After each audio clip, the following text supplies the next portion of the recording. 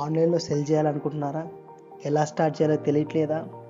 Product ఎలా select చేసుకోవాలి, ఎక్కడి నుంచి బై చేయాలి, ఎలా ఆన్బోర్డ్ అవ్వాలి, ఆన్లైన్ సెల్లింగ్లో ఉన్న పాజిటివ్స్ ఏంటి, నెగిటివ్స్ ఏంటి, ఈ వీడియోలో చూద్దాం. అసలు ప్రోడక్ట్ ఎలా సెలెక్ట్ చేసుకోవాలి, దానికి డిమాండ్ ఉందా అనేది ఫస్ట్ చూడాలి. నెక్స్ట్ మనకు ప్రాఫిట్ మార్జిన్ వస్తుందా లేదా అనేది చూడాలి.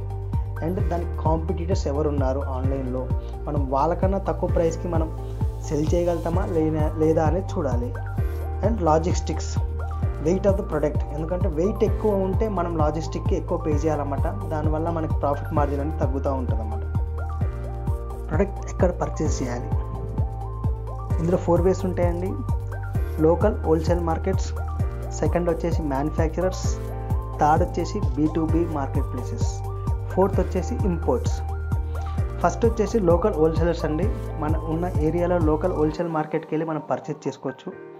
కానీ ఇక్కడ ప్రైస్ అనేది చెక్ చేసుకోవాలండి, మనకి వర్తియా, ప్రాఫిట్ మార్జిన్ వస్తుందా లేదా చెక్ చేసుకోవాలండి. సెకండ్ వచ్చేసి మ్యానుఫ్యాక్చరర్స్ అండి, బెటర్ మార్జిన్స్ ఇస్తారండి. మనం డైరెక్ట్గా వెళ్ళి క్వాలిటీ చెక్ చేసుకుని క్వాంటిటీ అని ఆర్డర్ పెట్టుకోవచ్చండి. మనకి ఇది one of the best option చెప్పాలంటే. సెకండ్ వచ్చేసి B2B మార్కెట్స్ అండి. ఇది ఇండియా మార్ట్, ట్రేడ్ ఇండియా అనే వెబ్సైట్ లాంటి యాప్స్లో మనం డైరెక్ట్గా హోల్సేల్స్లో పర్చేస్ చేసుకోవచ్చండి. డైరెక్ట్గా మ్యానుఫ్యాక్చరర్స్ కానీ డీలర్స్ దగ్గర నుంచి తీసుకోవచ్చండి. బట్ ఇందులో మినిమం క్వాంటిటీ అని ఉంటుందండి, దాన్ని చెక్ చేసుకుని ఆ ప్రైస్ని కూడా వెరిఫై చేసుకుని మనం కొనుక్కోవచ్చండి. ఫోర్త్ వచ్చేసి ఇంపోర్ట్స్ అండి. దీనికి చాలా మినిమం ఆర్డర్ అనేది ఎక్కువ ఉంటుందండి. దీనికి కస్టమ్ డ్యూటీస్ కూడా ఎక్కువ ఉంటాయండి. బట్ షిప్పింగ్ టైం కూడా ఎక్కువే ఉంటుందండి. 45 days దాకా మినిమం ఉంటుంది మనకి షిప్పింగ్ రావాలంటే మనకి. బట్ ప్రైస్ అనేది కొంచెం తక్కువలో వస్తుంది, బట్ కొంచెం రిస్కీ ఇది అండ్ లెంతీ షిప్పింగ్ ప్రాసెస్ ఉంటుందండి. ఇప్పుడు మనం మార్జిన్స్ చూద్దామండి.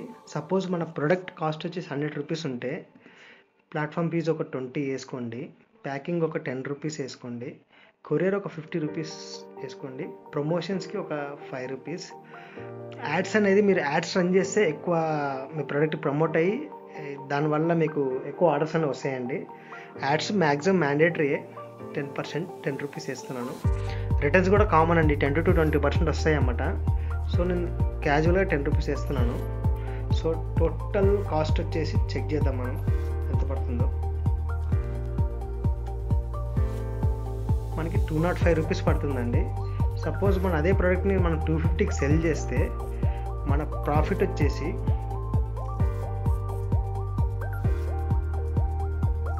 ₹45 రూపీస్ వస్తుందండి.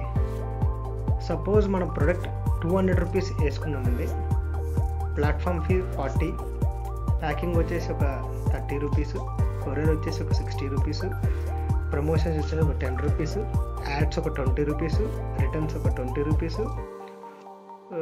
టోటల్ కాస్ట్ వచ్చేసి మనకి 380 రూపీస్ పడుతుందండి. మనం దాన్ని అట్లీస్ట్ 400కి సెల్ చేస్తే, అట్లీస్ట్ 400 కాదండి 450కి సెల్ చేస్తే మనకి అట్లీస్ట్ 70 రూపీస్ అనేవి వస్తాయి. ఇప్పుడు మనం కాంపిటీటర్స్ని ఎలా చెక్ చేయాలో చూద్దామండి. ఫ్లిప్కార్ట్ యాప్ ఓపెన్ చేసినాక ఫ్యాషన్లోకి వెళ్ళి నేను టీషర్ట్స్ అమ్ముదాం అనుకుంటున్నానండి. So I want to check the t-shirt rates.